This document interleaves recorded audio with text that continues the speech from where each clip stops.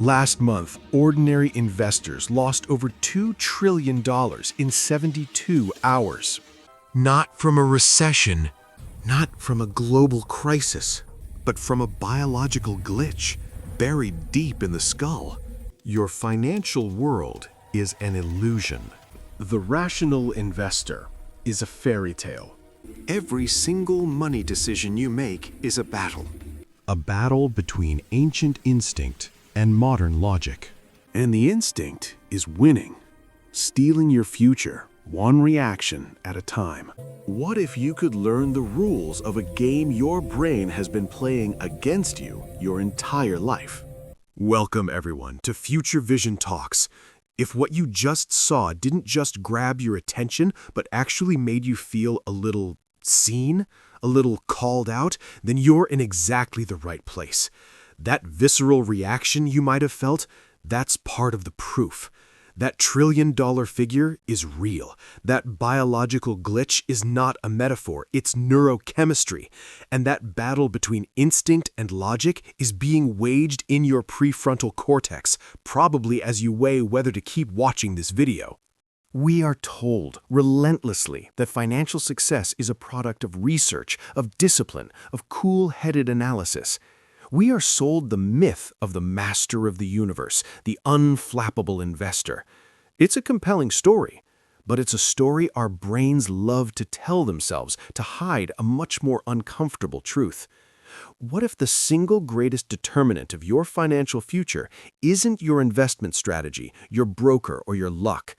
What if it's the 3-pound universe of biases, shortcuts, and survival mechanisms sitting behind your eyes? An operating system that was last majorly updated 50,000 years ago on the savannah, now trying to navigate the blinding speed and abstract complexity of global digital markets. Today, on Future Vision Talks, we are doing a deep, foundational dive. We are merging two languages, the precise mathematical language of economics and the wet, organic electrochemical language of neuroscience. We are going to perform what I call a financial fMRI, not on a person, but on the very act of decision-making itself. We will expose the specific named traps, the cognitive and emotional biases that act like parasites on your financial logic. We will understand not just that they work, but how they work on a neural level. And then, most critically, we will move from diagnosis to treatment. We will build a toolkit, not of stock tips, but of mental frameworks and environmental hacks designed to upgrade that ancient operating system. This is about more than money. It's about agency. It's about pulling back the curtain on the subconscious forces that shape our realities. So, if you're ready to understand the deepest why behind your financial wins and losses, to move from being a passenger to becoming the pilot of your own economic destiny, then let's begin. To build something new, we must first clear the old foundation. And in finance, that old foundation is a character called Homo economicus, economic man. This is the theoretical human that traditional, classical economics was built upon. Who is this character? He is perfectly rational. He has access to all relevant information. He has unwavering self-control. His preferences are consistent and logical. He coolly calculates costs and benefits to maximize his utility, his personal gain, in every single transaction. He is, in essence, a spreadsheet with a pulse. For over a century, this elegant fiction formed the bedrock of market theory, portfolio construction, and financial advice.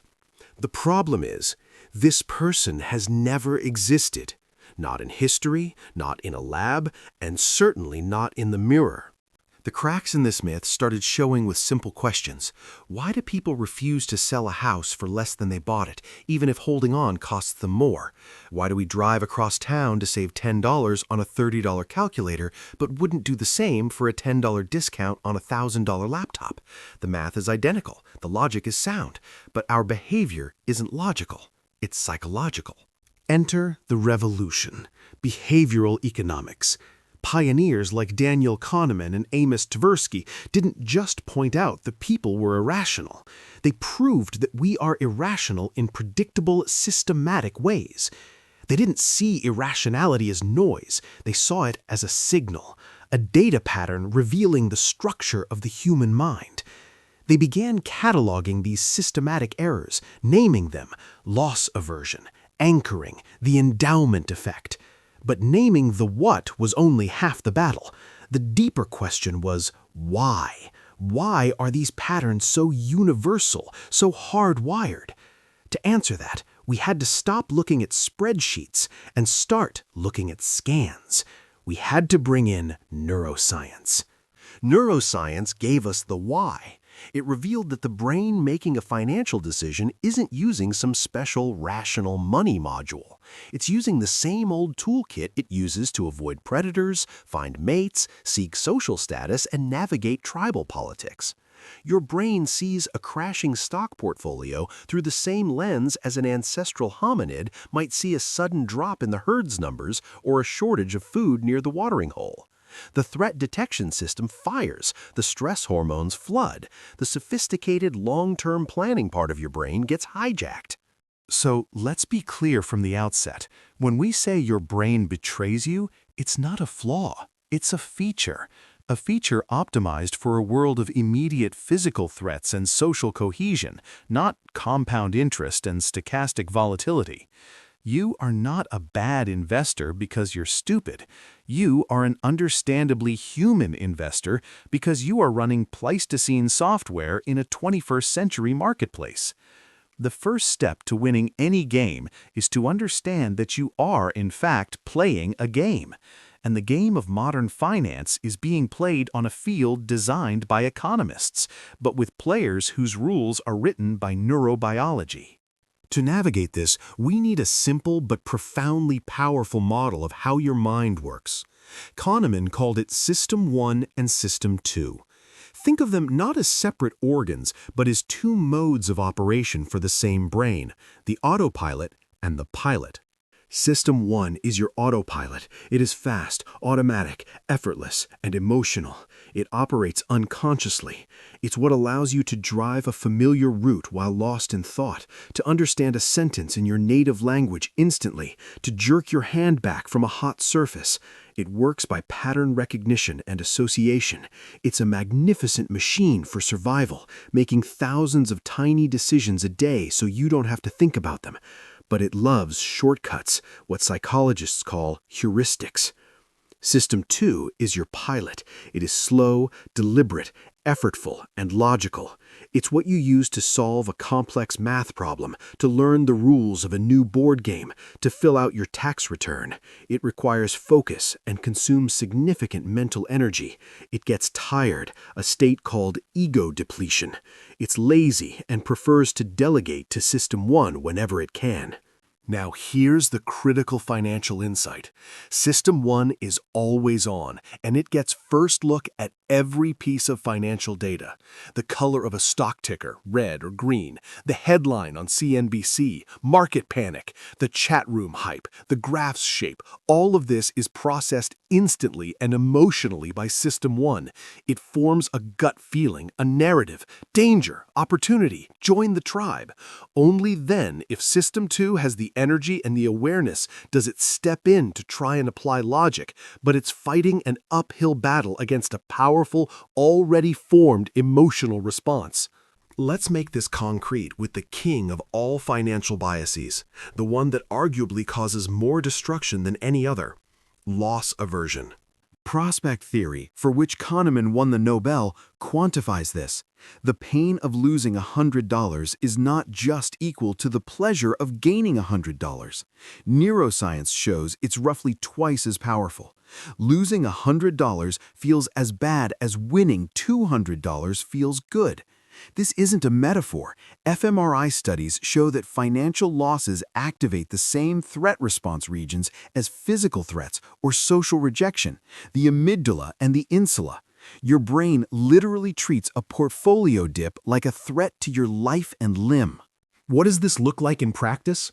It's the disposition effect. This is the well-documented tendency for investors to sell assets that have increased in value, winners, too early, to lock in gains and feel that pleasure, while holding on to assets that have decreased in value, losers, for too long, to avoid realizing the pain of the loss. You're riding the loser down, hoping it will break even, turning a small loss into a catastrophic one. You're cutting the flower and watering the weed. And you're doing it because your System 1 autopilot is screaming at you to stop the bleeding of pain, even when System 2 logic knows the rational move might be to sell the loser and let the winner run. Let's go deeper. Why does this happen neurally? When you're facing a potential loss, your amygdala, the threat center, and your nucleus accumbens, a key part of the reward circuit, engage in a tug of war. The stress hormone cortisol rises, narrowing your focus to the immediate threat. Your prefrontal cortex, the seat of long-term planning and impulse control, gets dampened. You are, in that moment, biologically less capable of thinking about the next 5 years. You are thinking about the next 5 minutes and how to make the bad feelings stop. Now, let's contrast this with its evil twin, the get-even-itis. This is when loss aversion curdles into something more dangerous. The stock hasn't just dipped, it's collapsed. The loss is realized and large. System 1, desperate to erase the pain, doesn't advocate for holding. It advocates for reckless, high-risk gambles to win it all back. This is why people who lose money in a crash often plunge into speculative options or meme stocks. They're not seeking profit, they're seeking psychological closure, a neural undo button. They are trying to silence the amygdala's alarm at any cost, and System 2 is too overwhelmed to stop them. We are not solitary decision makers. We are a social species. For 99% of our history, survival depended on being in the good graces of the tribe. Being ostracized was a death sentence. This deep wiring makes us exquisitely sensitive to what others are doing and thinking. In finance, this manifests as powerful social biases. First, herding. This is the FOMO you know, the fear of missing out. But it's more primal than that. It's the safety in numbers instinct. When everyone is buying Bitcoin or a particular tech stock, your System 1 doesn't see an asset. It sees a moving tribe. Your brain's default assumption is that many people can't be wrong. The neural mechanism involves mirror neurons and the release of oxytocin, the bonding hormone, when we align with a group.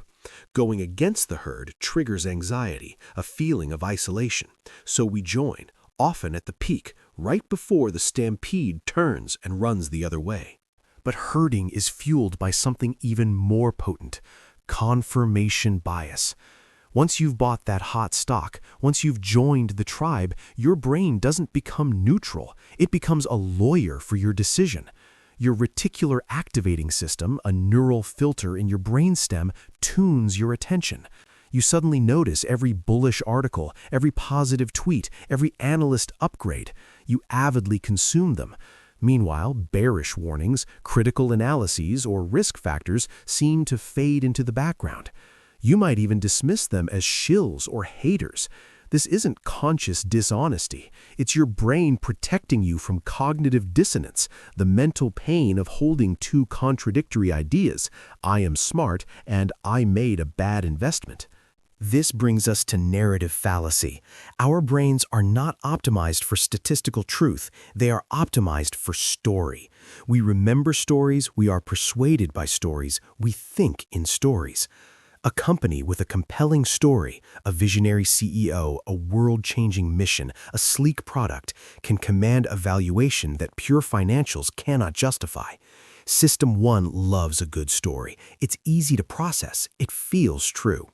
System 2's job is to check the story against the numbers, but the story, wrapped in social proof and confirmation bias, is a formidable opponent. Think of Theranos or the dot-com bubble. Companies with no revenue but a great dot-com story. The narrative was so powerful it overrode the logical circuits in thousands of professional investors. The story felt like the future, and feeling in the moment is more persuasive than a dry spreadsheet. If our brains are so flawed, you might think we'd be riddled with self-doubt. Quite the opposite. We are often catastrophically overconfident. A vast majority of drivers believe they're above average. Over 90% of entrepreneurs believe their venture will succeed, despite the statistical failure rate. And investors? They believe their knowledge, their research, their gut gives them an edge. This is overconfidence bias. It has three faces: overestimation, thinking you're better than you are; overplacement, thinking you're better than others; and overprecision, being too sure your estimates are correct. Neurologically, it's linked to the dopamine system. Success triggers a dopamine hit, reinforcing the behavior that led to it, even if that success was largely due to luck. Your brain creates a causal story. I bought Tesla at $50 because I'm brilliant, ignoring the role of market timing, hype, and randomness. This blends seamlessly into self-attribution bias. When a stock we pick goes up, we attribute it to our skill and research. When it goes down, we blame market irrationality, bad luck, or manipulation. This creates a dangerous feedback loop where we take credit for randomness, inflating our sense of control. We never get an accurate report card on our actual decision-making ability. This illusion of control is supercharged by today's technology. Trading apps with confetti animations, instant execution, and constant notifications make investing feel like a game of skill, a video game. You press a button, something happens. This gamification directly hijacks the dopamine reward pathways, encouraging more frequent, more emotional trading, which study after study shows erodes returns for the average investor. Our judgments are not made in a vacuum. They are shockingly dependent on context, on arbitrary starting points, and how choices are presented.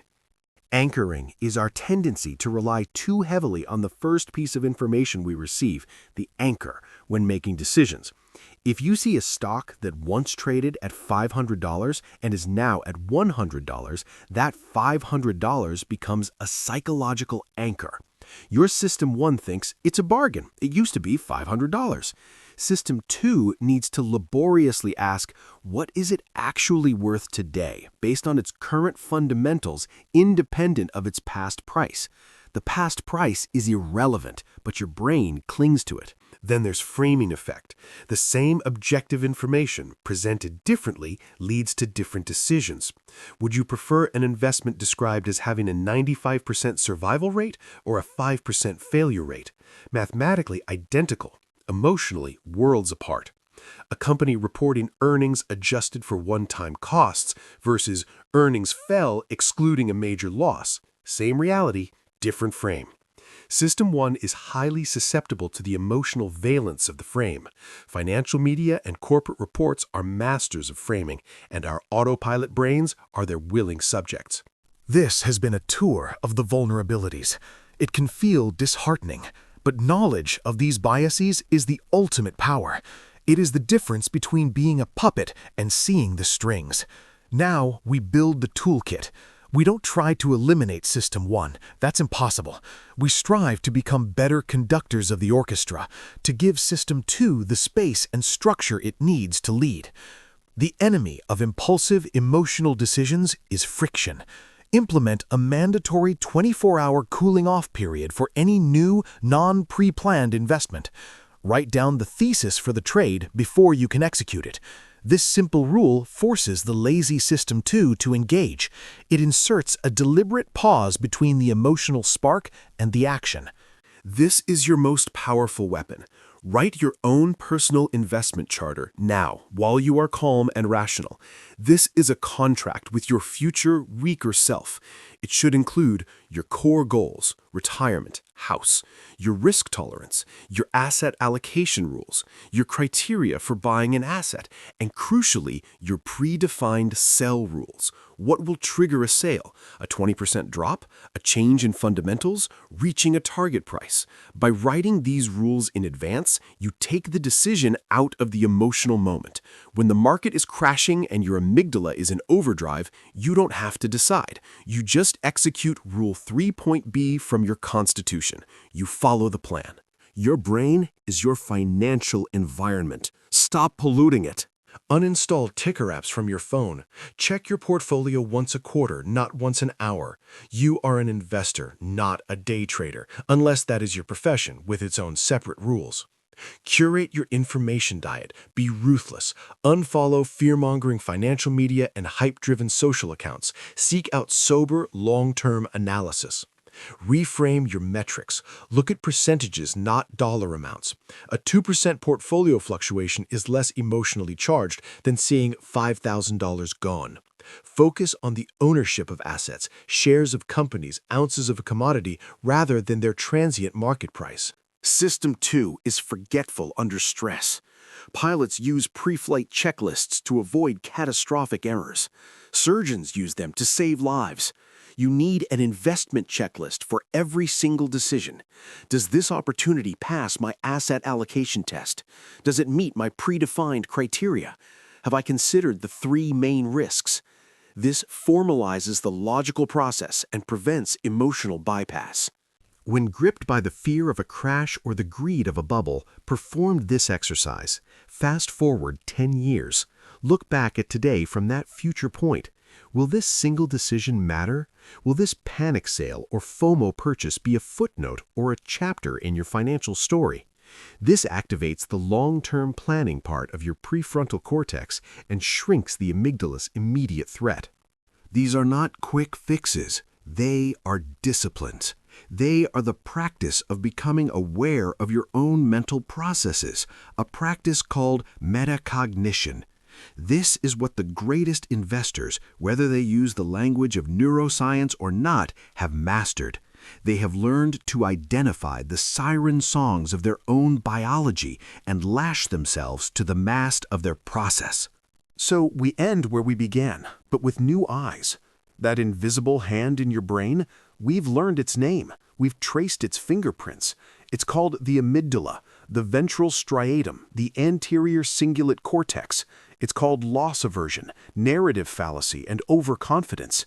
It is not an alien invader. It is you, the ancient, story-loving, tribal, threat-avoiding part of you, trying its best in a world it never evolved to understand. The goal was never to become a perfectly rational Homo economicus. That's a sterile, impossible dream. The goal is to become an integrated investor, to honor the power of your intuition while building guardrails for its flaws, to use the incredible pattern recognition of System 1 as a source of hypotheses, but to subject every one of those hypotheses to the deliberate scrutiny of System 2's checklist and constitution. This changes the game from one of predicting the market to one of managing yourself. The most important portfolio you will ever manage is the one between your ears. Now, I want to turn this over to you. This is the single most important question you can ask yourself after all this. What is the one financial decision in your past, big or small, that you now recognize with crystalline clarity was almost entirely driven by one of these biological biases? Was it holding a loser for years out of loss aversion? Was it buying into a bubble because of hurting? Was it selling in a panic in March 2020? Go to the comments right now. I want you to name it. Name the bias, name the decision. By making it explicit, you externalize it. You take it out of the shadowy world of System 1 and bring it into the light of System 2. You help not only yourself, but everyone watching who sees their own story in yours. This is how we build a community of awareness, one confession at a time. If this deep dive resonated with you, if you see now that the frontier of financial success is actually the frontier of self-knowledge, then I need you to do 3 things. First, like this video. That simple click tells the algorithm that content which challenges, educates, and empowers at this level deserves to be seen. It helps this message reach the person who needs it next. Second, share it. Not just to your feed, but to one specific person, your partner, your parent, your friend who's always talking about the next big thing. Send it with a note, "This made me think about my own decisions. Thought you'd find it fascinating." You might give them the conceptual key to their financial future. And third, subscribe to future Vision Talks and hit the notification bell, because this conversation is just beginning. Understanding the bugs in our mental software is step 1. Next week, we take a monumental leap forward. We ask, in the age of AI, can an external intelligence understand and manage these biases better than we can? We will explore the AI financial coach. Can a machine know your mind's financial traps better than you? We'll look at the algorithms being trained on behavioral data, the apps that nudge you toward better decisions, and the ethical frontier of outsourcing our financial psychology. The future of finance isn't just about new assets, it's about new ways of thinking. Be here for it. I'm Jordan. This has been Future Vision Talks. Remember, don't just predict your future. Build it with a clear mind and an aware heart. See you next time.